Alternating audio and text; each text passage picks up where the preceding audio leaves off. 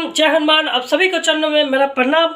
तो मैं आप लोगों को बताऊं कि जो लोग बोलता है स्वर्ग किसने देखा है, स्वर्ग किसने देखा है, क्यों इसलिए बोलता है ना कि जो गया है वो वापस आके बताते नहीं हैं, जो गए हैं वो वापस आके बताते नहीं हैं, और जो पैदा लेते हैं उसको पता नहीं होते हैं। इसीलिए बोलते हैं ना कि स्वर्ग किसने देखा है।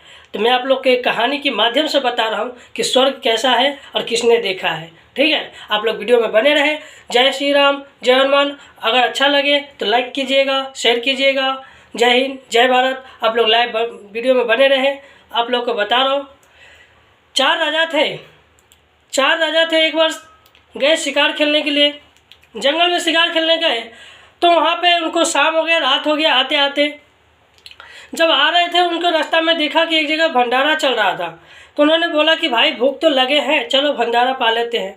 जब वहाँ गए उन्होंने, तो भंडारा मतलब उतना ही बचा था कि उन चारों के हो जाता।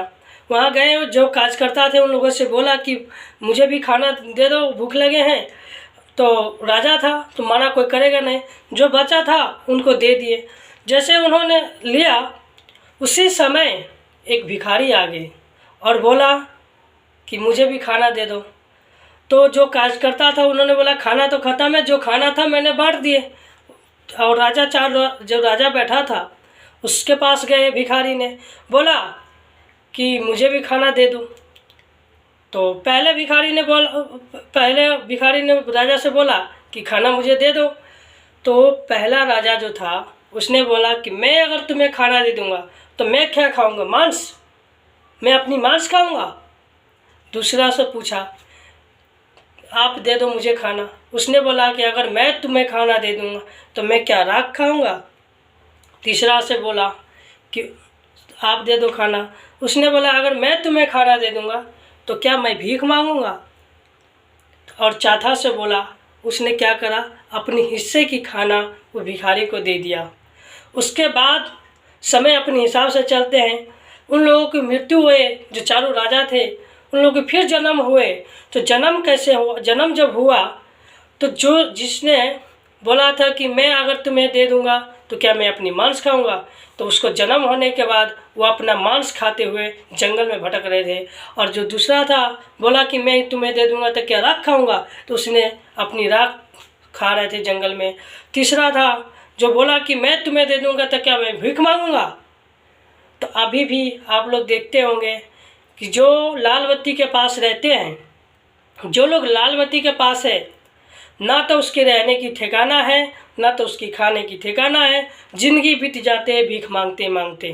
हकीकत बात है ये, आप लोग जाके देख लीजिएगा लाल बत्ती पे उसका क्या स्थिति होता है। और चौथा जो था वो जैसे इस जन्म में राजा था, उस जन्म में भी महत्वपूर्ण राजा बना, 84 कोस की राजा बना था उस समय।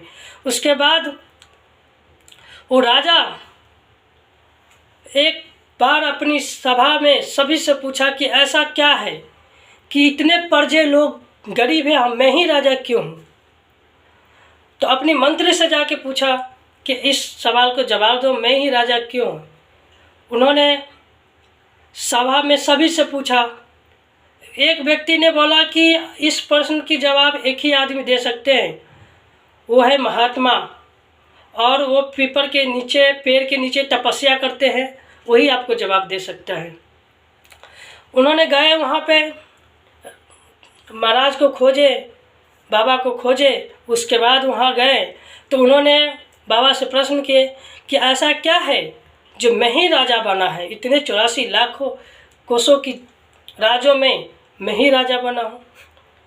बोला इसका उत्तर मैं देंगे आपको, बैठिए। बैठा वहाँ पे, उसने बताया कि आपकी अगले जन्म की कहानी इस जन्म में भोगना पड़ता है।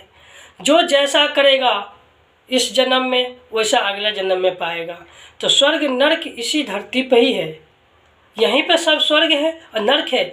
जो जैसा करेगा वो ऐसा ही भोगेगा।